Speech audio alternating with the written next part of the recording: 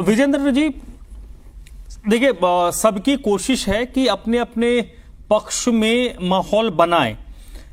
आपकी पार्टी आज जब चुनावों का आकलन कर रही है तो क्या आप लोग ये आकलन कर पा रहे हैं कि चुनाव में आपका मुकाबला कांग्रेस पार्टी से है या फिर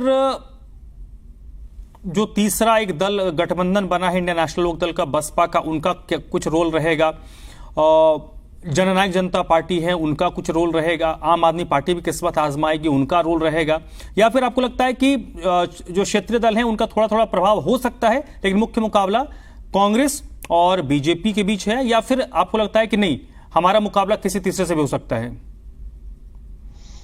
देखिए धर्मराज जी, आज हरियाणा प्रदेश के अंदर भारतीय जनता पार्टी का माहौल है, जनता जनार्दन का आशीर्वाद भारतीय जनता पार्टी के साथ है और ये साफ तौर पर दिखाई देता है कि आज जिस तरह से बाकी दलों के नेता, खास तौर पर कांग्रेस पार्टी के नेता जिस तरह से भारतीय जनता पार्टी में लगातार शामिल हो रहे हैं, पिछले 6 महीने में लगभग 100 से ज्यादा बड़े नेता कांग्रेस पार्टी के भारतीय जनता पार्टी में शामिल हो चुके हैं। इस सब को देख करके ये लगता है कि आने वाले समय में भारतीय जनता पार्टी के अंदर और भी दूसरे दलों से जो अच्छे लोग हैं वो भारतीय जनता पार्टी में शामिल होंगे। पहले से हमारा संगठन बहुत मजबूत है, नेतृत्व हमारा मजबूत है, नीतियां हमारी साफ हैं, जनहित की हमारी योजनाएं हैं। और देखिए हरियाणा प्रदेश का इतिहास रहा है धर्मराज जी, जिस पार्टी की सरकार केंद्र में बनती है, जिस तरह से माननीय प्रधानमंत्री श्री नरेंद्र मोदी जी के नेतृत्व में भारतीय जनता पार्टी एनडीए की सरकार इस देश के अंदर बनी है, हरियाणा का ये इतिहास है, आप उठा के देख लीजिए। जिस पार्टी की सरकार केंद्र में बनती है, हरियाणा प्रदेश की जागरूक जनता उसी पार्टी की सरकार को हरियाणा में भी बनाने का काम करती है। लोकसभा चुनाव के अंदर जनता जनार्दन का आशीर्वाद भारतीय जनता पार्टी को किस तरह से मिला? कांग्रेस पार्टी के साथी कहते हैं कि हमने बराबरी की है, बराबरी नहीं की है। मैं तथ्यों और आंकड़ों के हिसाब से आपको बता देता हूं। लोकसभा चुनाव के अंदर 46.5% वोट भारतीय जनता पार्टी को मिला, 43% वोट कांग्रेस पार्टी को मिला, 1.5% वोट इनेलो पार्टी को मिला, 0.5% वोट जेजेपी पार्टी को मिला और आप पार्टी को 2% वोट मिला। ये अधिकृत रूप से लोकसभा चुनाव के अंदर वोटिंग परसेंटेज मैंने आपको बताया, आप चेक कर सकते हैं। 3,17,000 वोट भारतीय जनता पार्टी को कांग्रेस पार्टी से ज्यादा मिली है।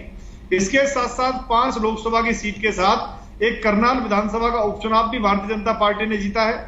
और रोहतक से जो राज्यसभा के सांसद थे दीपेंद्र जी, उनकी सीट के ऊपर जिस तरह से कांग्रेस पार्टी को प्रत्याशी नहीं मिल रहा, कांग्रेस के भूपेंद्र सिंह हुड्डा से लेकर तमाम नेताओं ने पहले ही अपनी हार मान ली है कि हमारे पास नंबर नहीं है, तो राज्यसभा की वो सीट भी बड़े आसानी से भारतीय जनता पार्टी जीतेगी।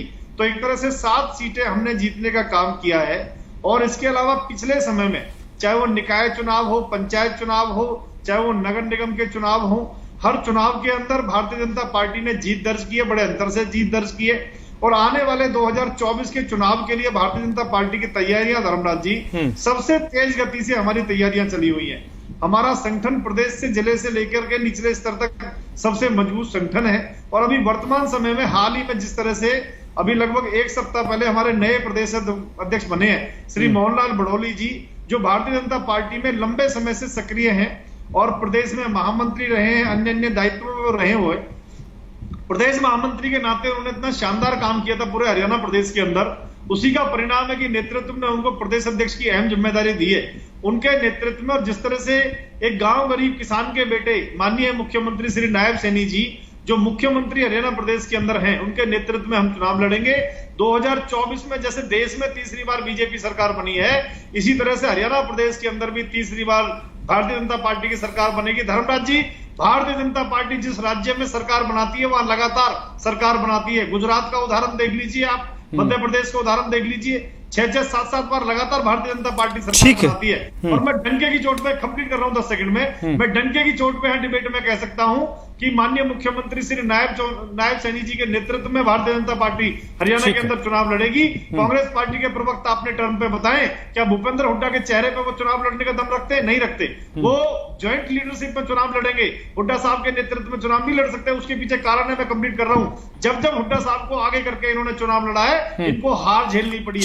ठीक है। 2004-5 में सरकार इसलिए बनी थी, कंप्लीट कर रहा हूं 10 सेकंड में, चौधरी स्वर्गीय भजन लाल जी के नाम पे वो चुनाव लड़ा गया था, 67 सीट आई थी।